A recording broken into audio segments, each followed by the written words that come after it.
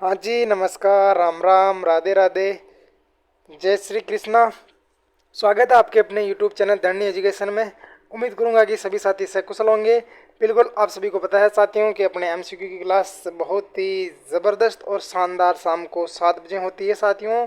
और साथियों आप सभी को पता है कि अपने 25 क्वेश्चन होते हैं साथियों। 25 क्वेश्चन होते हैं साथियों, 25 ही मिनट में अपनी क्लास होती है साथियों। ज़्यादा अगर समझा दूँ साथियों तो अपनी क्लास मान लीजिए ज़्यादा से ज़्यादा 30 मिनट तक हो जाती है। लेकिन साथियों आपको 25 मिनट में 25 क्वेश्चन विथ एक्सप्लेन यानी कि हर टॉपिक के साथ मैं आपको रूबरू करवाता हूँ साथियों। जो भी साथी चैनल पर नए हैं वो चैनल को लाइक और शेयर सब्सक्राइब कर देना साथियों। और अपनी क्लास को ज़्यादा से ज़्यादा शेयर करना साथियों। और इसी तरह आपका जो प्यार स्नेह है साथियों वो बनाए रखना है। बिल्कुल सभी साथी सकुशल होंगे साथी।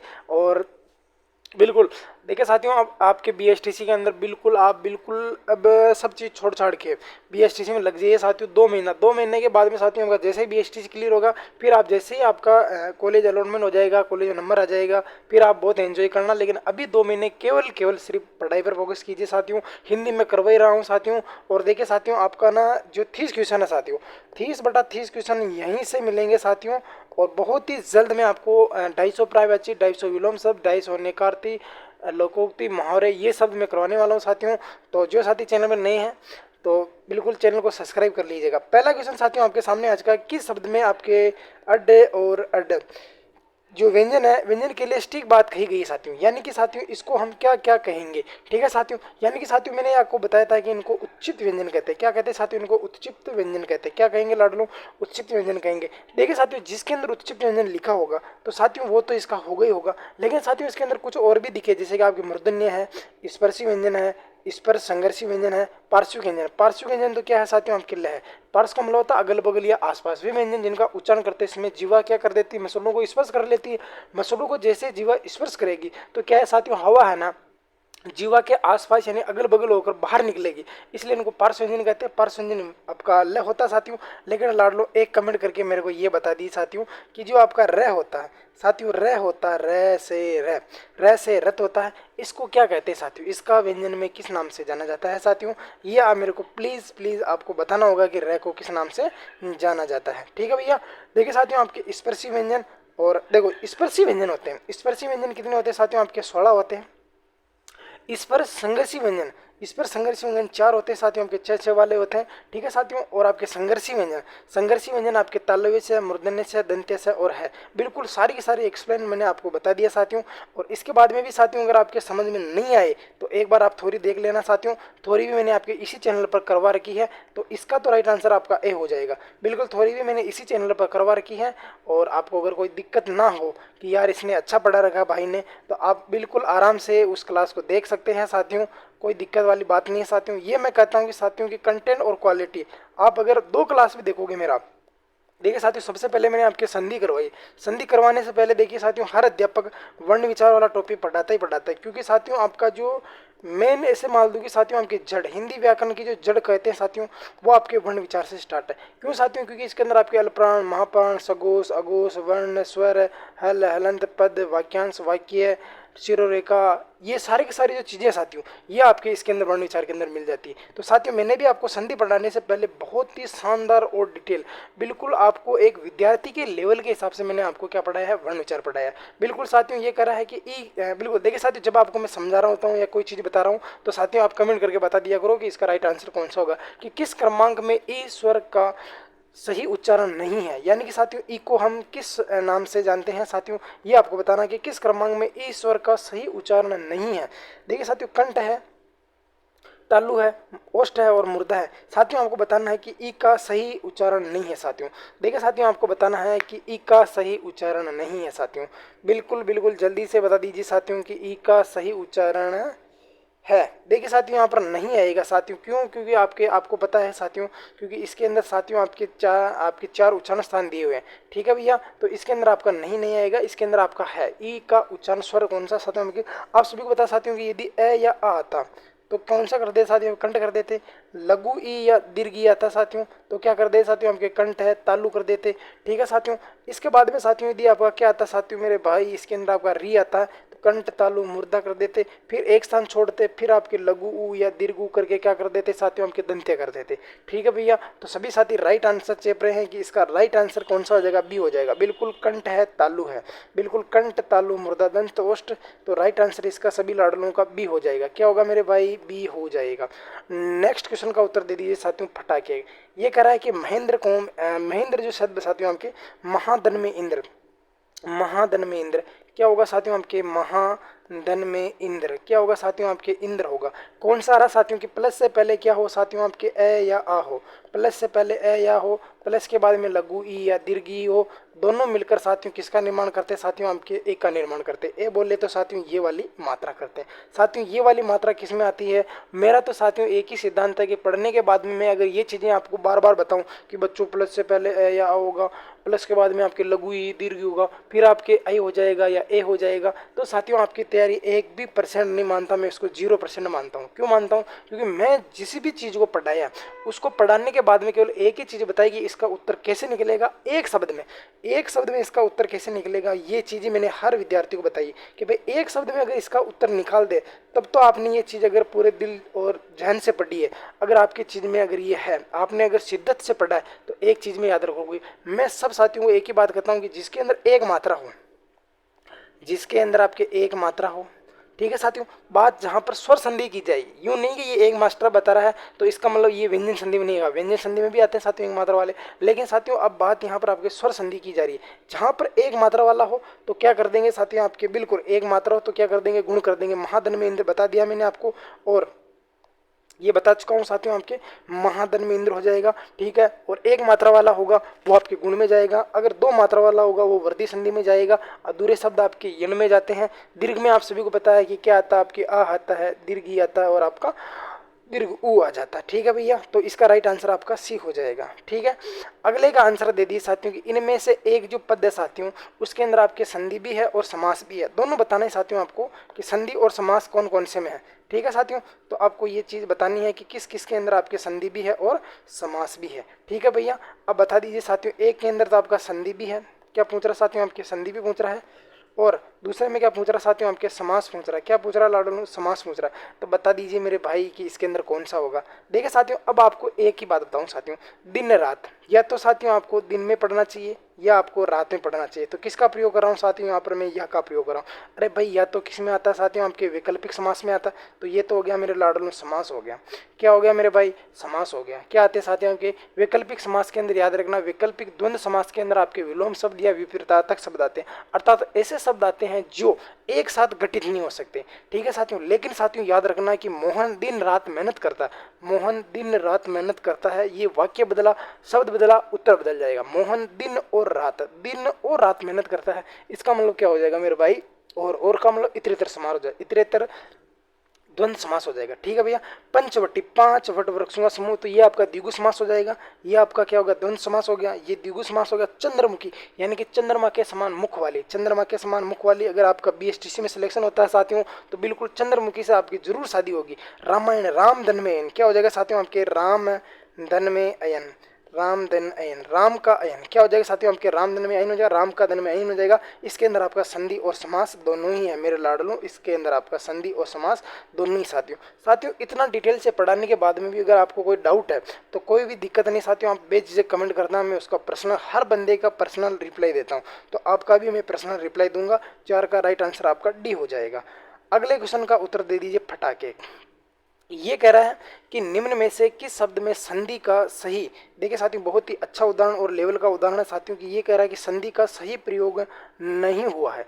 किसमें कह रहा है साथियों कि इनमें से या इन में से किस विकल्प में संधि का सही प्रयोग नहीं हुआ है। बहुत ही अच्छी बात है साथियों कि संधि का प्रयोग किसमें नहीं हुआ साथियों।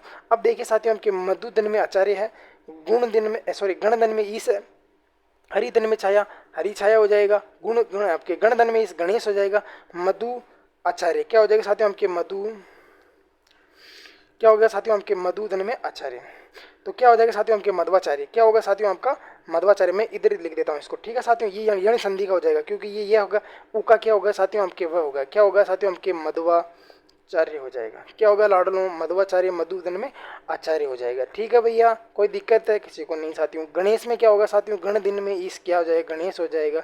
गण का है जो स्वामी। ठीक है भैया, हरी छाया, हरी धन में छाया तो हरी की छाया, यानी कि साथियों यदि प्लस से पहले क्या हो भैया, स्वर हो, प्लस के बाद में क्या हो साथियों आपके छह वर्ण हो, प्लस के बाद में, प्लस से पहले तो स्वर हो, प्लस के बाद में आपके क्या हो साथियों, आपके कोई भी छह वर्ण हो, छह वर्ण बोल रहा हूँ, छह वर्ण मतलब छह बोल रहा हूँ, तो किसका आगम हो जाता है साथियों, आपके छ का आगम हो जाता है। ये रहा भैया आपका छ आगम हो रहा, अच्छी बात है साथियों। मात्र प्लस में उपदेश, तो क्या हो जाएगा साथियों, आपकी मात्र प्लस उपदेश में होता, मात्र मातृधन में उपदेश होता है। क्या होगा साथियों, आपके मातृधन में उपदेश होता है। तो क्या हो जाएगा साथियों, आपके इसमें आपका मातृ होना चाहिए, मात्र नहीं होना चाहिए। मातृधन में उपदेश तो क्या हो जाएगा, मातृ उपदेश। ठीक है भैया, समझ गए ना क्या राइट आंसर होगा इसका। बिल्कुल, तो राइट आंसर क्या हो जाएगा मेरे लाडलो, मातृधन में उपदेश होता है। क्या होता है साथियों, आपके उपदेश होता है। क्या होगा साथियों, आपके उपदेश होगा। तो क्या हो जाएगा साथियों, आपके मातृ धन में उपदेश, तो मातृ उपदेश। ठीक है साथियों, तो ये इसका राइट आंसर हो जाएगा, यानी कि 5 का आपका राइट आंसर ए हो जाएगा। ठीक है भैया, 5 का राइट आंसर कौन सा होगा, ए होगा, क्योंकि मातृधन में उपदेश तो मातृ उपदेश होता है, मातृ होगा। मातृ मैंने यहाँ लिख दिया साथियों, आपके मातृ है। ठीक है भैया, ये प्रदेश है। ठीक है, ये चीज़ें मैं आपको यहाँ पर बता चुका हूँ आराम से। किसी को कोई दिक्कत है तो आराम से बेझिझक कमेंट कर देना। ठीक है भैया, अगले चलते हैं। आपका राइट आंसर क्या होगा साथियों, ए हो जाएगा। क्या होगा साथियों, आपका राइट आंसर ए हो जाएगा, मैंने लिख दिया है। नेक्स्ट क्वेश्चन का उत्तर दीजिए साथियों, बहुत ही शानदार और जानदार हो जाएगा साथियों की किस शब्द में अनु उपसर्ग नहीं लगा है, अनु उपसर्ग नहीं लगा है। बहुत ही गजब का क्वेश्चन हो जाएगा साथियों की अनु उपसर्ग नहीं लगा है। क्या कह रहा है साथियों आपके कि अनु उपसर्ग नहीं लगा है, अनु उपसर्ग नहीं लगा है, अनु उपसर्ग नहीं लगा है। बहुत ही अच्छा और लेवल का क्वेश्चन हो जाएगा साथियों की किस शब्द में आपके अनु उपसर्ग नहीं लगा है। ठीक है भैया, अनु उपसर्ग नहीं लगा है। साथियों आप मुझे ये बता सकते हो कि ये अनु उपसर्ग किस भाषा का है, क्या ये संस्कृत भाषा का है या फिर आपके हिंदी भाषा का है। क्या ये आपके संस्कृत भाषा का है या साथियों आपके हिंदी भाषा का है, किसका है साथियों, आप मुझे ये कमेंट करके ज़रूर बता देना कि अनु उपसर्ग किस भाषा का है। मैं आपसे ये पूछ रहा हूँ साथियों। अब देखिए साथियों, अनु प्लस में क्या हो जाएगा, अनंत। बिल्कुल सभी साथी देख के उत्तर दे रहे हैं कि इसका राइट आंसर तो क्या हो जाएगा, सी हो जाएगा। इसका राइट आंसर तो क्या होगा मेरे लाडलों, सी हो जाएगा। बिल्कुल, अनुधन में ऐसा होगा, अनुधन में इति होगा। अरे भाई मैं यहाँ लिख देता हूँ रे, अनुधन में इति, आप कंफ्यूज मत हो जाना, गलत मत कर देना। इति बड़ा आता है, छोटा नहीं आता है। ठीक है साथियों, आपके अनुधन में इति। हाँ अच्छा, आपको ये पूछ ले कि इसके अंदर आपके कौन सी संधि है साथियों, तो इन दोनों के अंदर कौन सी संधि है मेरे भाई, इसके अंदर आपके यण संधि है, क्योंकि साथियों आपका व का उ होता है, इसलिए इसके अंदर आपके यण संधि है। इसके अंदर भी आपके अनविति अनुधन में इति हो जाएगा, इसके अंदर भी आपकी कौन सी संधि है, यण संधि है। तो राइट आंसर मेरे लाडलो सी हो जाएगा। क्या हो जाएगा साथियों, आपका सी हो जाएगा। बिल्कुल साथियों की प्रत्याशा जो शब्द है साथियों, यानी कि आशा के बदले आशा, अगर आपको समास बदलेगा तो इसके अंदर क्या हो जाएगा साथियों, आपके अव्ययभाव समास हो जाएगा। क्या होगा साथियों, आपके अव्ययभाव समास हो जाएगा। देखिए लाडलो, आपको पूछ तो यहाँ पूछ तो यहाँ क्या रहा था, आपको उपसर्ग पूछ रहा था। क्या पूछ रहा है, उपसर्ग पूछ रहा है। लेकिन मैं आपको क्या बता रहा हूँ कि इसके अंदर कौन सा समास होगा, अव्ययभाव समास होगा। क्या होगा साथियों, इसके अंदर आपका अव्ययभाव समास होगा। कौन सा समास होगा मेरे भाई, इसके अंदर आपका अव्ययभाव समास हो जाएगा। ठीक है, ये चीज़ मैंने आपको बता दी। अब आपको बताना है कि ये जो समास है साथियों, इसके अंदर आपका समास कौन सा होगा। बिल्कुल, प्रत्याशा, प्रतिधन में आशा, प्रतिधन में आशा। क्या होगा साथियों, आपके प्रत्याशा तो प्रतिधन में आशा हो जाएगा।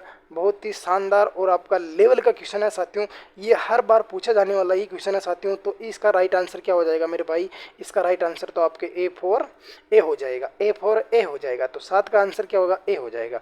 नेक्स्ट क्वेश्चन का उत्तर दीजिए साथियों कि पैतृक शब्द में देखिए साथियों, ये क्वेश्चन आपकी बिल्कुल पटवार में पूछा गया था। जब 2016 के अंदर आपका पटवार का एग्जाम हुआ था ना, उसके अंदर ये क्वेश्चन हुआ था। क्या आप इस क्वेश्चन का उत्तर दे पाओगे मुझे। ये कह रहा है साथियों कि जो पैतृक जो शब्द है साथियों, जो साथियों के पैतृक शब्द में एक प्रत्यय के साथ मूल शब्द कौन सा होता है, जब ये आपके पैतृक शब्द बनता है। यानी कि साथियों की जब मैं आपके कौन सा शब्द है साथियों, इसके शब्द में आपके इक लगाऊंगा तब आपका पैतृक शब्द बनता है। क्या पिताधन में एक पैतृक बनता है, क्या पितृधन में एक पैतृक बनता है, क्या पितृधन में एक पैतृक बनता है, क्या आपके पैतृक धन में एक। सभी साथियों को पता है कि पितृधन में एक, तो एक प्रत्यय लगने से क्या होगा साथियों, आपके अंत में आपके एक प्रत्यय लगने से प्रारंभ वाला शब्द बदल जाएगा। तो राइट आंसर क्या हो जाएगा साथियों, आपके 8 का बी हो जाएगा। बहुत ही लेवल का और मोस्ट और इम्पोर्टेंट क्वेश्चन है साथियों कि इसका राइट आंसर कौन सा हो जाएगा। बी इसका राइट आंसर हो जाएगा। क्या होगा साथियों, आपका बी इसका राइट आंसर हो जाएगा। बिल्कुल सभी साथियों का एक बार फिर और से आप सभी का धन्य एजुकेशन के इस ऑनलाइन प्लेटफॉर्म में मैं विनोद धाकड़ आप सभी का दिल खोलकर स्वागत करता हूं। देखिए साथियों, अगर क्वेश्चनों का लेवल अगर आपको अच्छा लग रहा हो कि वाकई में अगर बंदे ने लेवल दिया है, तो साथियों एक बार आप लाइक का बटन जरूर दबा दीजिए साथियों, ताकि मुझे भी लगे कि हाँ बिल्कुल अपन एक सही दिशा में अपन तैयारी कर रहे हैं। ये कह रहा है साथियों कि जब मैं अंश जो शब्द है साथियों ये कह रहा है कि यदि मैं अंश शब्द में यदि आपके एक प्रत्यय लगा दूं, क्या लगा दूं साथियों, मैं एक प्रत्यय लगा दूं तो कौन सा शब्द बनेगा, ये आपको बताना है कि अंशिक बनेगा या आंशिक बनेगा या अंकुश बनेगा या आपके अंशिक बनेगा। जल्दी से बता दीजिए साथियों इसका कौन सा बनेगा। मुझे पता है कि सभी साथी ए आंसर देंगे और बिल्कुल आप सभी का ए आंसर आपका 100% गलत हो जाएगा। क्यों गलत हो जाएगा साथियों, क्योंकि साथियों कुछ चीज़ें है ना राठौड़े में नहीं चलती है, उन चीज़ों के लिए कुछ नियम होते हैं और जो चीज़ें नियम से चलती है, जो चीज़ें नहीं आपके नियम से चलती है ना, वो चीज़ें हमेशा हमेशा के लिए सरल होती है। ध्यान रख लेना, हर चीज़ आपकी नियम से चलती है, चाहे अपन ही क्यों ना हो, चाहे अपना परिवार क्यों ना हो, चाहे अपना देश क्यों ना हो, चाहे अपना गाँव क्यों ना हो, चाहे अपना शहर क्यों ना हो, चाहे अपनी व्याकरण ही क्यों ना हो, चाहे वो अपना प्रत्यय ही क्यों ना हो साथियों, उसके अंदर कुछ ना कुछ तो नियम लगा ही होगा। इसलिए ही साथियों आपका ए ऑप्शन गलत हो जाएगा। बिल्कुल सभी साथी राइट आंसर दे रहे हैं कि इसका राइट आंसर आपका बिल्कुल कि भाई इसका राइट आंसर तो कौन सा हो जाएगा। ये तो गलत हो गया भैया, ये तो गलत हो गया मेरे भाई, ये तो इसका गलत हो गया। अनु आपके अंश धन में ये आपके आंशिक हो जाएगा। क्या हो जाएगा साथियों की आंशिक हो जाएगा, तो बी इसका राइट आंसर हो जाएगा। ये चीज़ तो यार मैंने आपको लगभग ये उदाहरण अपने पहले आया हुआ भी है ना, और इसको भी आप गलत कर जाओगे। ए मत करना साथियों, इसका आंसर राइट आंसर आपका बी होगा, आंशिक होगा। अंश धन में एक आंशिक होगा साथियों, जैसे कि पुराण धन में एक पौराणिक होगा, भरत धन में एक भारतीय हो जाएगा साथियों। बिल्कुल ऐसे कुछ उदाहरण साथियों जो मैंने आपको थ्योरी वाली क्लास में पढ़ा रखी है। बिल्कुल जी हाँ, थ्योरी भी मैंने साथियों इसी चैनल में पढ़ा रखी है। अगर कोई साथी अगर थ्योरी पढ़ना चाहता है, बिल्कुल मैंने आपको दबाकर साथियों आपकी थ्योरी पढ़ाई है साथियों, 1% आपको दिक्कत नहीं आएगी। और वादा करता हूँ साथियों कि वादा इसलिए कर रहा हूँ साथियों क्योंकि ये जो एमसीक्यू क्लास है साथियों, उदाहरण तो मैं साथियों आपको जो पैटर्न आपके पिछला पूछा गया ना साथियों, हूबहू वो का वो रखता हूँ, हूबहू वो का वो रखता हूँ। लेकिन साथियों आपका हर क्वेश्चन जो मेरे द्वारा थोड़ी करवाई गई है ना साथियों, वो उसी से आपका हर क्वेश्चन हल हो रहा है, हर क्वेश्चन हल हो रहा है साथियों। बस सही है साथियों, आपको जरूरत किस चीज़ की है, जरूरत केवल उसी चीज़ की है कि आपको थोड़ी पढ़नी ही पड़ेगी। थोड़ी पढ़ोगे ना साथियों तब जाकर ही आपका काम होगा, ऐसे राठौड़े में नहीं होगा। तो अभी भी साथियों आपके पास टाइम है, और वादा मैं दे रहा हूँ साथियों कि ये एमसीक्यू जो करवा रहा हूँ साथियों, वो सारा का सारा मैंने करवाया है, उसी के अंदर करवा रहा हूँ साथियों। और कोई सा भी उदाहरण ले लो ब्रह्मांड का, इस ब्रह्मांड में व्याकरण का कोई भी उदाहरण चल रहा है, आप मेरे द्वारा कराई गई थ्योरी के अंदर नियम में उदाहरण से अगर नहीं होता है, तो साथियों आप मुझे कमेंट करके कहना कि आपने गलत पढ़ाई है, तो मैं मान लूंगा। बिल्कुल साथियों ये कह रहा है कि गार प्रत्यय लगा है। बिल्कुल साथियों आपका राइट आंसर, बिल्कुल सभी साथी राइट आंसर दे रहे हैं कि कोसाधन में आगार होता है। उद प्लस में देखिए साथियों देखिए गार प्रत्यय किस में लगा है, सभाधन में, देखिए खिदमत धन में गार हो जाएगा। तो 10 का जो राइट आंसर दे रहे फटाफट खींचिए, खिदमत धन में गार हो जाएगा। क्या होगा साथियों आपका बी इसका राइट आंसर हो जाएगा, बी इसका बिल्कुल बी इसका राइट आंसर होगा साथियों आपका। तो मैं इसमें ब्रैकेट में लिख देता हूँ, बी इसका राइट आंसर हो जाएगा। सभाधन में आगार होता, कोसाधन में आगार होगा, उत प्लस में आगार होगा। ठीक है साथियों, तो राइट आंसर क्या होगा साथियों आपका, बिल्कुल बिल्कुल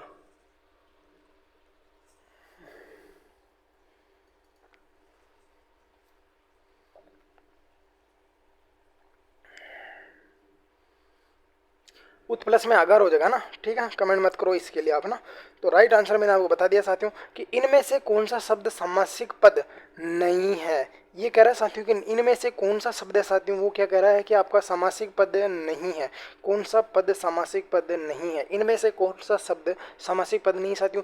तिरंगा 3 रंगों का समूह, समासिक यानी कि समास का पद नहीं है। तिरंगा यानी 3 रंगों का समूह होगा साथियों। यथाशक्ति यानी कि शक्ति के अनुसार बिल्कुल होगा साथियों। रंगमंच यानी कि रंग के लिए मंच, तो संप्रदान हो जाएगा। अव्यय देखिए साथियों मैं आपको लिख बता देता हूँ, फिर कहोगे कि यार बताया नहीं। यथाशक्ति में साथियों आपका अव्ययभाव समास हो जाएगा, क्योंकि इसके अंदर आपका प्रथम पद प्रदान है यानी कि शक्ति के अनुसार। रंगमंच यानी कि रंग के लिए मंच, के लिए मंच आ जाएगा साथियों। अब इतना तो आप खुद ही समझ गए होंगे के लिए किस में आता है, आपके संप्रदान में आता है। और को भी आपके संप्रदान में आता है। को कब आता है साथियों, जब किसी वाक्य में देने का बोध दो और वहाँ पर दान दिया जाता है साथियों, तो वहाँ पर आपका संप्रदान कारक होता है। ये चीज़ें मैंने आपको बहुत गला फड़ फाड़ कर बताई थी। और साथियों आपके शारीरिक शरीर धन में इक है, क्या हो जाएगा साथियों, आपके शरीर धन में इक, इसके अंदर आपके एक प्रत्यय लगा है, तो साथियों ये आपके सामासिक पद का उदाहरण नहीं है मेरे लाडलों। तो राइट आंसर आपका बी हो जाएगा। आप सभी को बताया कि तिरंगा में आपका द्विगु समास होता है, बिल्कुल, तो राइट आंसर इसका बी हो जाएगा। अगले क्वेश्चन का आंसर दे दीजिए जल्दी कि नीलो उत्पल में कौन सा समास है, कि नीला है जो उत्पल। अब देखिए साथियों बात कर लेते हैं कि इसके अंदर अव्ययभाव और तत्पुरुष समास नहीं होगा। बिल्कुल मैं आपको समझा रहा हूँ साथियों, मेरा कतई सॉरी क्या बोलते हैं उसको, मकसद नहीं है साथियों कि आपको मैं गलत साबित करूँ, बिल्कुल गलत साबित नहीं करना साथियों, क्योंकि आपने जहाँ अगर थ्योरी पढ़ी है, मैं ये नहीं कहता साथियों कि थ्योरी मेरे द्वारा ही पढ़ी है साथियों, केवल मैं ये कहता हूँ कि जो एमसीक्यू करवा रहे हैं अपन, अपनी जो एमसीक्यू हो रही है, अगर उसके अंदर आपके 25/25 क्वेश्चन नहीं हो रहे हैं तो फिर साथियों अपना थोड़ा क्या है कि लेवल डाउन हो जाता है। बिल्कुल इसी लेवल को बनाने के लिए साथियों मैं आपको बार बार कहता हूँ कि एक बार थ्योरी पढ़ लीजिए साथियों, अच्छे नोट्स बना लीजिए साथियों, उन नोट्सों का बार बार रिवाइज कीजिए साथियों, आपकी ज़रूर जैसे मैं हल कर रहा हूँ वैसे वैसे आपकी भी मजबूत हो जाएगी साथियों। देखिए साथियों इसका राइट आंसर कौन सा होगा साथियों, आपकी नीला उत्पल, यानी नीला है जो उत्पल, उत्पल का मतलब होता है आकाश, यानी कि अधिकतर आपका आकाश का रंग नीला होता है साथियों। देखिए यहाँ पर मैंने अव्ययभाव समास को इसको काट दिया साथियों, क्यों काट दिया साथियों, क्योंकि अधिकतर जो समास होते हैं साथियों आपके रूढ़ करके बहुवीर्य समास का, देखिए साथियों बहुवीर्य समास की अच्छी बात बताता हूँ कि इसका कोई खुद का कोई उदाहरण नहीं होता, ये अधिकतर या तो बहु आपके क्रमधारय समास को अपना रूढ़ बना करके अपने अर्थ में ग्रहण कर लेता है, या फिर साथियों आपके द्विगु समास के कुछ जो उदाहरण होते हैं साथियों उनको भी ये रूढ़ कर लेता। तो साथियों यहाँ पर आपको कंफ्यूज होने की 1% भी जरूरत नहीं साथियों, क्योंकि साथियों अगर किसी तीसरा उदाहरण का अर्थ देता हो तो सब साथियों हम बहुवीर्य समास करेंगे, नहीं देता है, अगर नहीं देता है तब हम क्या करेंगे साथियों, इसका क्रमधारय समास करेंगे। क्या करेंगे लाडलों, क्रमधारय समास करेंगे, और इसका राइट आंसर आपका बी हो जाएगा। लेकिन साथियों अगर किसी तीसरे का अर्थ देता है तब क्या करेंगे साथियों, अपन बहुवीर्य समास करेंगे। लेकिन अभी क्या करेंगे साथियों, अपन क्रमधारय समास करेंगे, बहुवीर्य समास नहीं करेंगे। ठीक है भैया, अच्छी बात है मैंने आपको बता दी है। तो इसका आप स्क्रीन शॉट लेना चाहो तो भी ले लेना साथियों। अब आ चुका है साथियों आपके कि यम का पर्यायवाची, यम है हम, क्या है साथियों आपके, यम है हम का पर्यायवाची बताना है कि इसका पर्यायवाची क्या होगा। यम का पर्यायवाची बताना है मेरे भाई, क्या होगा, याग होगा, कर्मक होगा, कि नाश होगा, या आपके यज्ञ होगा, यज्ञ होगा। देखिए साथियों आपको मैं एक छोटा सा प्रश्न पूछ लेता हूँ साथियों, बिल्कुल आपको छोटा सा क्वेश्चन पूछ लेता हूँ साथियों कि ये जो गे है इसको अपन बोलते हैं जे साथियों, ये दो शब्दों से मिलकर बना होता है, कि वो दो शब्द कौन कौन से होते हैं, आप मेरे को बता देंगे साथियों कि दो वर्ण कौन कौन से होते हैं। तो साथियों मेरा जी इतना खुश होगा कि शायद मैंने आपको बहुत पढ़ाया है और आपने ग्रहण भी किया। ये बता दोगे कि ये शब्द है साथियों इसके दो वर्ण है, वो कौन कौन से वर्ण है। यम का तो साथियों आपको छोटी सी बात है साथियों, इसको तो आप सभी बता ही दोगे कि इसका तो राइट आंसर आपका क्या होगा साथियों में, कि नाश होगा, कि नाश होगा, क्या होगा साथियों, यम का कि नाश हो जाएगा। तो राइट आंसर आपका साथियों क्या हो जाएगा, सी हो जाएगा। बिल्कुल राइट आंसर क्या होगा मेरे लाडलों, सी हो जाएगा। लेकिन साथियों काम की बात है साथियों, यहाँ पर है बात आपके।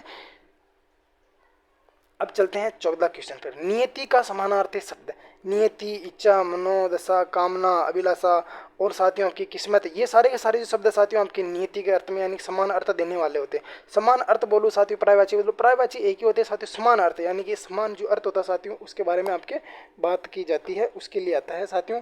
तो इसका जो आपकी नियति होगा साथियों यानी कि क्या होगा साथियों, आपके चरित्र, भाग्य है, कर्म है या स्वभाव है। नियति में था इसलिए ये काम हो गया मेरा। अपन नहीं कहते हैं क्या ये तो मेरे नियति में था इसलिए मेरे, यानी कि ये मेरे किस में था साथियों, ये मेरे भाग्य में था। क्या साथियों, उनके भाग्य अलग होता है साथियों और कर्म अलग होता है। ठीक है साथियों, कर्म तो अपन जो करते हैं ना वो कर्म होता है साथियों। अपन नहीं कहते यार ये तो मेरे कर्मों में नहीं लिखा था, बिल्कुल नो डाउट। कर्म अपन अच्छे करेंगे ना साथियों तो अपना भाग्य बिल्कुल अपना अकॉर्डिंग, किसके अकॉर्डिंग हो जाएगा, आपके भाग्य आपका, बिल्कुल आपका अच्छे कर्म होंगे ना तो आपका भाग्य भी क्या होगा, अच्छा होगा। लेकिन अगर आपका भाग्य अच्छा है तो आपका कर्म भी साथियों अपन ऑटोमेटिक अपने अच्छे कर्म करेंगे। ठीक है साथियों, आदमी बड़ा अपने कर्मों से होता है, ना पैसों से होता है, ना ही ज्ञान से होता है। ज्ञान से तो आदमी होता ही होता है देखो, लेकिन साथियों आदमी अपना अच्छा, देखिए साथियों अपन कहते हैं कि कलयुग है और सतयुग है साथियों, मनक वही है यानी कि आदमी वही है।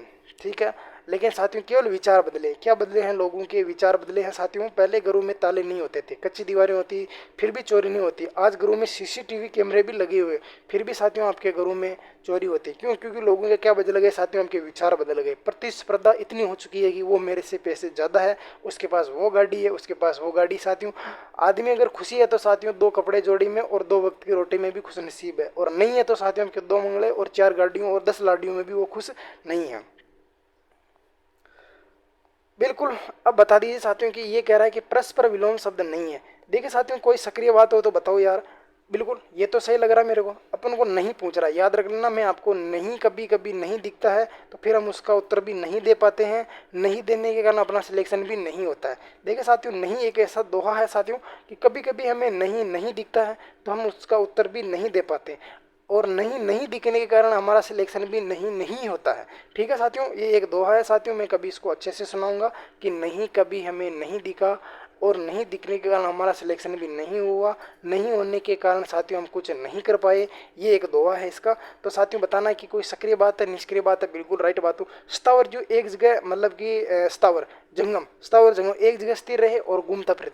अवसाद विषाद भ्रांत निभ्रांत। अरे भाई ये तो थोड़ा सा आप डाउट हो ही जाएगा ना कि 15 का राइट आंसर क्या होगा साथियों हमके अवसाद विषाद। अवसाद का क्या हो जाएगा साथियों हमके, विषाद नहीं होगा साथियों, विषाद विषाद शोक। बिल्कुल बिल्कुल बिल्कुल बिल्कुल। साध विषाद क्या होगा साथियों हमके, साध का विषाद होगा साथियों, लेकिन अवसाद नहीं होगा और शोक भी हो जाएगा। तो इसका राइट आंसर क्या होगा साथियों आपके स्थावर। साध विषाद होता है ना, तो अवसाद का विषाद नहीं होगा। बिल्कुल बिल्कुल आपको लग रहा है लेकिन ऐसा नहीं होता है। ये कह रहा है कि देखिए साथियों अब आया है आपका लेवल का क्वेश्चन। अब साथियों ऐसे क्वेश्चन देने के लिए मेरा हर बार जी करता है कि यार ऐसे ही क्वेश्चन दूं ताकि साथी मेरे क्या है कि जितने भी बढ़िया तैयारी कर रहे हैं उनको लगे कि यार वाकई में क्वेश्चन दिया है इसने कुछ ना कुछ। ये कह रहा है साथियों कि विजय की इच्छा करने वाला क्या कहेंगे साथियों, इसका तो आप सभी को पता है कि आपके विजय की इच्छा कहते हैं। ठीक है भैया, आप सभी को पता है कि विजय की इच्छा करने वाला तो क्या कहला साथियों आपके, ये कहलाता है। ठीक है भैया। अब साथियों आपके बात करते हैं साथियों आपके तीन जिज्ञासा, यानी कि साथियों आपके जानने की इच्छा क्या है साथियों। देखिए साथियों मैं आपके कुछ एक दो शब्द ही लिखूंगा साथियों, जानने की इच्छा। देखिए साथियों एक मिनट ना। जानने की इच्छा क्या कहलाएगी साथियों, जिज्ञासा कहलाएगी। अच्छा चिकित्सा क्या कहलाएगी साथियों, बताइए साथियों। कार्य करने की इच्छा क्या कहलाएगी साथियों आपके, कार्य करने की इच्छा। एक एक शब्द लिख रहा हूँ साथियों, समझ आना कि जानने की इच्छा क्या कहलाता, जिज्ञासा कहलाता। देखिए साथियों ये अगर आपको पूछ ले कि जिज्ञासु यानी कि जानने का इच्छुक क्या कहलाएगा, वो तो आपके जिज्ञासु कहलाएगा। जिज्ञासा क्या कहलाएगी, जानने की इच्छा रखने वाला। ठीक है साथियों। चिकित्सा, चिकित्सा का मतलब होता है ये स्वास्थ्य में चले जाना साथियों कि स्वास्थ्य वो अलग चीज़ है साथियों आपके, स्वास्थ्य स्वास्थ्य साथियों आपके अलग चीज़ होती है साथियों, ये चीज़ आपका अलग चीज़ है। चिकित्सा का मतलब होता है साथियों कार्य करने की इच्छा। क्या होगी साथियों आपके, कार्य करने की इच्छा। आपके है श्री श्रीषा, श्री श्रीषा इसका मतलब होता है साथियों आपके सर्जन करने की इच्छा। क्या होगा साथियों आपके, सर्जन करने की इच्छा। आपके पूछ ले कि श्री श्रीसु तो यानी कि सर्जन करने का इच्छुक हो जाएगा। राइट आंसर साथियों आपका क्या हो जाएगा, इसका ए हो जाएगा। ठीक है। तो देखिए साथियों मैंने बता दिया कि जिज्ञासा यानी जानने की इच्छा, कार्य करने के लिए आपकी चिकित्सा कहलाएगी, और आपका आपकी श्री शिक्षा यानी कि सर्जन करने की इच्छा ये कहलाएगी। बिल्कुल भैया बता चुका हूँ। और भी अगर डाउट हो तो कमेंट कर देना साथियों, इसका राइट आंसर आपका ए हो जाएगा। अगले का आंसर दे दी साथियों कि किसी के पास रखी हुई दूसरे की वस्तु वाक्यांश में क्या कहलाए साथियों, अपन को आप सभी बता साथियों क्या कहलाएगी, ध्रुव कहलाएगी। क्या कहलाएगी, ध्रुव कहलाएगी। तो बिल्कुल गलत हो जाएगा। क्या होगा साथियों, बिल्कुल गलत हो जाएगा। क्या कहलाएगी भैया बता दीजिए जल्दी, क्या कहलाएगी, ध्रुव कहलाएगी या फिर आपके धरोहर कहलाएगी या फिर आपके धरणी कहलाएगी। देखिए साथियों अपने चैनल का नाम आ चुका आज। या फिर आपके द्रिवर कहलाएगी। क्या कहलाएगी साथियों, आपके द्रिवर कहलाएगी। फटाफट से बता दीजिए साथियों कि राइट आंसर कौन सा होगा। बिल्कुल राइट आंसर है इसका मेरे भाई, तो इसका राइट आंसर तो आपका क्या होगा मेरे भाई, इसका राइट आंसर आपका बी हो जाएगा। क्या होगा साथियों, इसका राइट आंसर आपका बी हो जाएगा। क्या कहलाएगी साथियों, धरोहर कहलाएगी। क्या कहलाएगी, धरोहर कहलाएगी, यानी कि किसी के पास रखी हुई दूसरे की वस्तु वाक्यांश के लिए क्या कहलाती है, वो आपके धरोहर कहलाती। क्या कहलाती साथियों, आपके धरोहर कहलाती है। बिल्कुल, तो राइट आंसर आपका बी हो जाएगा। अगले का उत्तर दीजिए साथियों। देखिए साथियों आहूत और आहूत का मतलब क्या होता है साथियों। देखिए साथियों एक तो छोटा आहूत होता है। ठीक है साथियों, ये तो छोटा आहूत है भैया। अच्छा एक बड़ा आहूत होता है भैया। अब बता दीजिए साथियों, यानी कि साथियों एक का मतलब तो होता है साथियों हमकी हवन सामग्री और एक का होता है बुलाना। अब साथियों दिमाग लगाइए कि मैं कौन कौन सा कह रहा हूँ। देखिए साथियों एक तो होता है हवन सामग्री, एक होता है बुलाना। तो साथियों एक बात है कि साथियों जब मैंने बता दिया तो ए ऑप्शन तो नहीं होगा, क्योंकि एक तो होगा हवन सामग्री और एक होता है बुलाना। तो साथियों ये तो बुलाना भी है और हवन सामग्री भी है। ठीक है भैया ये भी हो सकता है, लेकिन साथियों आपका 3 नंबर तो होगा ही नहीं ना, क्योंकि इसके अंदर तो हवन है। देखिए साथियों छोटा का मतलब होता है हवन सामग्री। देखिए साथियों छोटा का मतलब होता है आपके हवन सामग्री। क्या होगा साथियों, आपके छोटा का अर्थ होता है साथियों आपकी हवन सामग्री, और बड़ा आहूत होता है साथियों उसका मतलब होता है बुलाना। क्या होता है साथियों, उसका मतलब होता है आपके बुलाना। क्या होगा लाडलों, बुलाना होता है। तो राइट आंसर क्या हो जाएगा साथियों, इसका आपका बी फॉर बिल्कुल बी राइट आंसर इसका हो जाएगा। और यहाँ मैं आपको ब्रैकेट में और बता देता हूँ कि इसका राइट आंसर क्या होगा। एक मिनट है ना, थोड़ा अच्छा डब्बा बना देता हूँ ताकि आपको कंफ्यूज ना रहे। अपना उत्तर डिब्बे में बंद हो गया साथियों। छोटा आहुत का मतलब होता है साथियों आपके हवन सामग्री, और बड़ा का मतलब होता है आपके आहुत। देखिए साथियों, अब मैं आपको एक छोटा सा पूछ लूँ क्वेश्चन। अच्छा, छोटा सा क्वेश्चन तो पूछ ही सकता हूँ ना साथियों मैं आपको, क्योंकि मैं भी साथियों आपका साथी हूँ तो पूछ तो सकता ही हूँ। अच्छा ये बताओ साथियों कि छोटा कुल का और बड़ा कुल का अर्थ क्या होगा। और अगर बता पाओ साथियों तो बता देना साथियों कि इस मेल का, ठीक है साथियों, इस मेल का और इस मेल का, चलो कोई दिक्कत नहीं, एक ही बता देना कुल और कुल का, ठीक है। अब देखिए साथियों 19 नंबर क्वेश्चन है कि इनमें से कौन सा शब्द तत्सम है। साथियों तत्सम शब्द कौन सा है, बिल्कुल बिल्कुल। अब देखिए साथियों मैं आपको एक ही मिनट में सारे के सारे जो तत्सम शब्द है वो नियम लिखाए थे ना, मैं आपको वो सारे के सारे नियम मैं आपको बता ही देता हूँ। कौन कौन से नियम लिखाए थे साथियों। अण शब्द तत्सम होता है। देखिए साथियों मैं आपको बता देता हूँ, यह शब्द तत्सम होता है, ये का ज हो जाता है। वह शब्द तत्सम होता है, वह का वह हो जाता है। ठीक है भैया, ये तो मैंने आपको लिखाए थे। देखिए साथियों अनुसार युक्त तत्सम होता है, चंद्र बिंदु लगने पर क्या हो जाता साथियों आपके, बिल्कुल चंद्र बिंदु लगने पर तद्भव हो जाता। और बात कर लेते हैं साथियों अपन आगे। देखिए साथियों अपन पढ़ते हैं अक्ष, त्र, ज्ञ और साथियों होगा था आपका श्र। ठीक है साथियों, अक्ष की जगह क्या लिखते हैं अपन ख, यानी कि साथियों ये तो होता है तत्सम और ये होता है आपका तद्भव। त्र की जगह क्या लिख देते हैं, लिखते हैं ज की जगह ज लिखते हैं, और श्र की जगह क्या लिख देते हैं साथियों अपन स लिख देते हैं। क्या लिख देते हैं साथियों आपके स लिख देते हैं। कितने नियम हो गए साथियों, 1 2 3 4 5 नियम हो गए। 5 नियम तो ये हो गए साथियों। और साथियों ये एक बात ध्यान रखना, डैड डै युक्त क्या होते हैं साथियों आपके तद्भव होते हैं, इनके नीचे बिंदु लगने पर ये तद्भव हो जाते हैं। और साथियों याद रखना ट का तत्सम शब्द क्या होता है आपके ड होता है। तो साथियों कितना नियम हो गया साथियों, 1 2 3 4, एक नियम ही होगा साथियों। और साथियों एक बात याद रखना, स्र या स या संयुक्त सम होते हैं, तद्भव होने पर या तो इनका ये हो जाता है स हो जाता है, या फिर या तो इनका लोप हो जाता है, या फिर आपका ये जो स होता है साथियों इसका जो मूर्धन्य स है साथियों इसका दंत्य स हो जाता है। ठीक है साथियों, और एक और बात बता देता हूँ साथियों की जो अधूरे शब्द होते हैं ना, अधूरे शब्द हमेशा तत्सम में आते हैं। अब जैसे ही मैंने देखिए साथियों यहाँ पर आंख किसी ने गलत लिख दिया है, जबकि आंख ऐसे आती है, किस में आते हैं साथियों आपके चंद्र बिंदु में आता है साथियों। बिल्कुल आंख किस में आती है साथियों आपके चंद्र बिंदु में आता है। जैसे मैं चंद्र बिंदु लिख दिया साथियों, ये नियम है ना साथियों, ये 100% गारंटी आपका काम कर देंगे। लेकिन साथियों जो आंख शब्द है साथियों इसके अंदर देखिए साथियों अधूरे शब्द आता है। जैसे मैंने आपके अधूरे शब्द बोला है और साथियों का दिमाग चला गया कि अगर अधूरा शब्द है तो इसके अंदर आपका राइट आंसर ये होगा। लेकिन साथियों आंख भी इसका है, लेकिन इसका नहीं होगा, क्योंकि आंख का क्या होता है आपके अक्षी होता है। तो साथियों ये ख के अर्थ में आ रहा, न कि आपके अनुसार के अर्थ में, इसको आप तत्सम में ले लो। बिल्कुल साथियों इसके अर्थ में लेना है इसको, न कि आपके अनुसार के चंद्र बिंदु के इसके अकॉर्डिंग लेना। ठीक है भैया, अगले का आंसर दे दिए साथियों कि कौन सा शब्द संज्ञा है। बिल्कुल साथियों आपको बताना है कि कौन सा शब्द संज्ञा है। देखिए साथियों कल भी हमने बात की थी साथियों, कल हमने केवल संज्ञा के नियम बताए थे और एक वचन बहुवचन बताए थे साथियों। क्या साथियों मैं अब आज को बता देता हूँ कि संज्ञा के अपन ने 3 नियम पढ़े थे। कौन कौन से नियम पढ़े थे उनके बारे में हम चर्चा कर लेते हैं, तब तक आप सभी मेरे को उत्तर दे दीजिए। ये कह रहा है कि कौन सा शब्द संज्ञा है। संज्ञा का हमने पहला नियम पढ़ा था साथियों कि जब कोई व्यक्तिवाचक संज्ञा शब्द अपने साथ अन्य नाम का बोध करा दे, जब कोई व्यक्तिवाचक संज्ञा शब्द अपने साथ अन्य नाम का बोध करा दे तो वहां पर आपके जातिवाचक संज्ञा होगी। कौन सी संज्ञा होगी साथियों, आपके जातिवाचक संज्ञा होगी। देखिए साथियों यदि कोई जातिवाचक संज्ञा शब्द किसी व्यक्ति वस्तु के अर्थ में रूढ़ हो जाए या किसी व्यक्ति विशेष के अर्थ में रूढ़ हो जाए साथियों, तो वहां पर आपकी व्यक्तिवाचक संज्ञा होगी। ठीक है भैया, एक नियम भी क्लियर होगा, दूसरा नियम भी हुआ। तीसरा नियम सुन लीजिए साथियों, ये अपना नियम ये कहता है कि भाववाचक संज्ञा और विशेषण हमेशा एक वचन में प्रयोग किए जाते हैं। ध्यान से सुनिएगा, बार बार बता दूंगा लेकिन गलत नहीं करना। ये कह रहा है कि भाववाचक संज्ञा और विशेषण का प्रयोग हमेशा एक वचन में किया जाता है।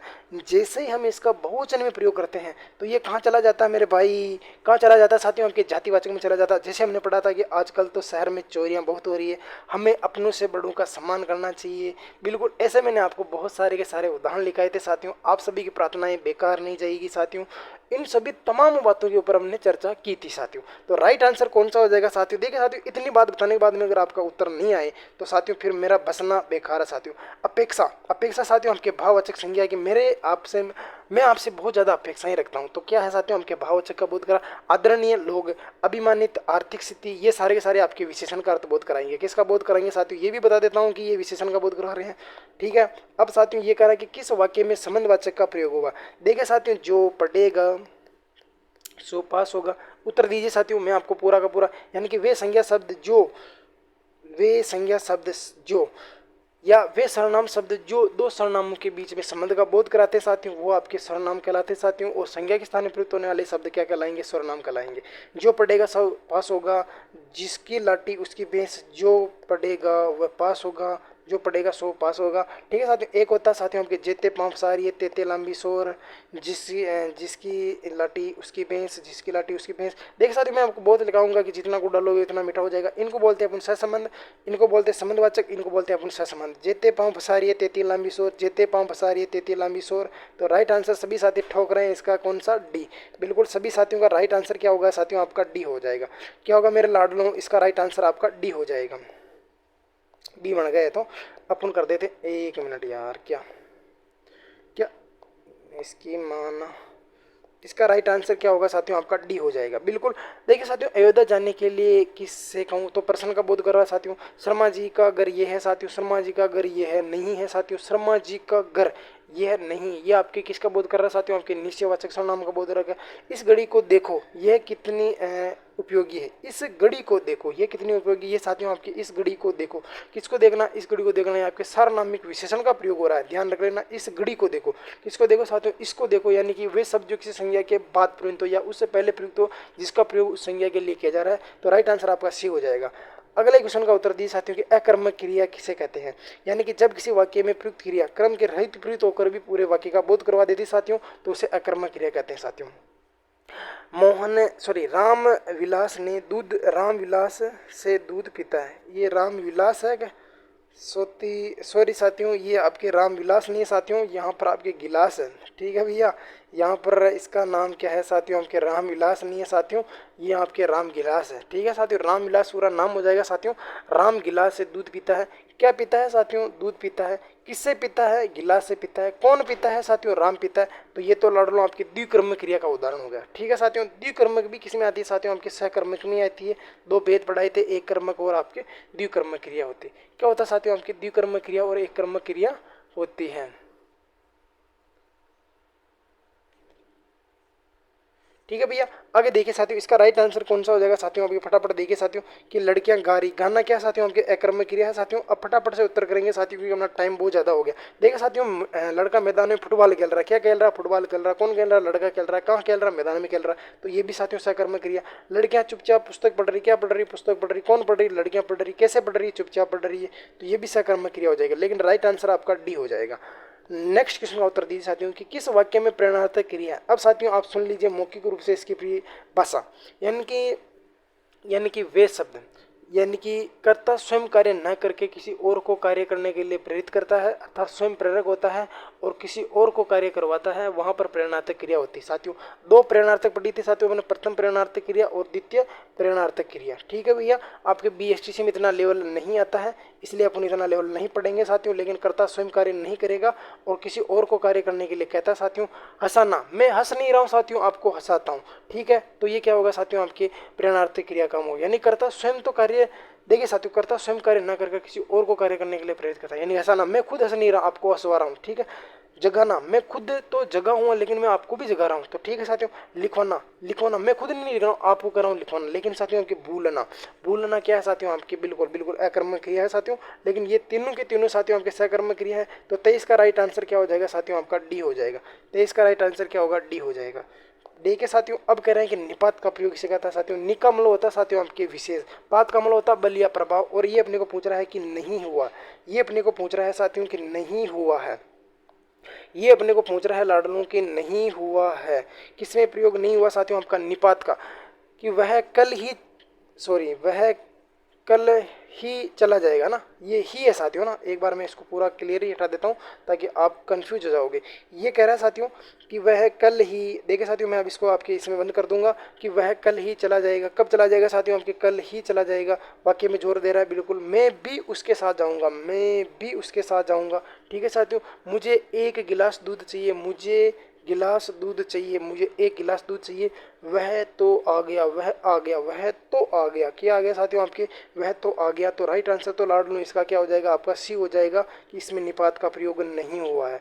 किसमें नहीं प्रयोग साथियों? लेकिन साथियों कुछ निपात मैं आपको लिखवा देता हूँ। बिल्कुल टाइम तो अपना 40 मिनट हो जाएगा साथियों, लेकिन मैं आपको निपात लिखा ही देता हूँ, ठीक है? तो निपात लिख लीजिए साथियों। क्या करते हैं साथियों? अपन निपात लिख ही लेते हैं। क्या करते हैं साथियों? अपन निपात लिख ही लेते हैं। क्या होता है साथियों? एक तो होता है आपका ही, बी, तो, बर, पर भी हो जाएगा, बर, मात्र, केवल, जी, हाँ, नहीं, अभी, सा। ये सारे के सारे साथियों क्या है? निपात है। नि का मतलब होता है साथियों की विशेष, बल का सॉरी पात का मतलब होता है आपके बल या प्रभाव। वे शब्द जो किसी वाक्य में प्रयुक्त होकर अपने होने का प्रभाव या बल जमा देते हैं वो क्या कहलाते हैं साथियों? आपके निपात कहलाते हैं। तो बात कर लेते हैं साथियों, इसका राइट आंसर तो आपका सी हो जाएगा। ठीक है भैया। अब साथियों आज का अपना लास्ट क्वेश्चन है साथियों, और आज मैंने लिया है आपके लिए मुहावरा। मुहावरा लिया है साथियों, तो बताना है कि पारा उतरना। ठीक है साथियों, पारा उतरना का मतलब होता है साथियों तापमान कम होना। बिल्कुल गलत बात है भैया। ये कह रहा है कि बुखार उतरना, ना बाबा ये बिल्कुल गलत बात है साथियों। सर्दी पड़ना, ये भी गलत बात है साथियों। लेकिन साथियों कौन सा राइट आंसर हो जाएगा साथियों? क्रोध कम होना। साथियों ये तो मैंने आपको जल्दी ही बता दिया साथियों, क्योंकि अपना टाइम भी हो चुका है। और साथियों अपन का जो राइट आंसर होगा साथियों आज का जो राइट आंसर होगा मेरे भाई 25 का जो राइट आंसर होगा वो आपका बी फॉर बाबू, यानी कि आपका बाबू का नाम आ चुका है साथियों। अब आपके बाबू की कसम है साथियों, जिसके है उसके कसम है, और जिसके नहीं है उसको विद्या की कसम है साथियों, कि किस बहन और भाई के साथियों आपके 25/25 क्वेश्चन हल हुए हैं। किस भाई और बहन के 25 में से 25 राइट आंसर हुए हैं। और साथियों आप कमेंट करके मुझे ये जरूर बताओगे कि ये आपको प्रश्नोत्तरी कैसी लग रही है साथियों। और जो साथी नए हैं उनको तो चैनल को सब्सक्राइब करना है, और जो साथी चैनल में पहले से जुड़े हैं उनको लाइक का बटन दबाना है। और उनके लिए मैंने 3 जगह कमेंट करने के लिए बोला है, उन चीज़ों को आप कमेंट करके मुझे बताओगे कि उनका उत्तर राइट आंसर कौन सा होगा। तब तक के लिए सभी बहन भाइयों को राम राम, राधे राधे, जय श्री कृष्णा, शुभ रात्रि। मिलते हैं एक नई प्रश्नोत्तरी के साथ, तब तक के साथ हंसते रहिए, मस्त रहिए साथियों।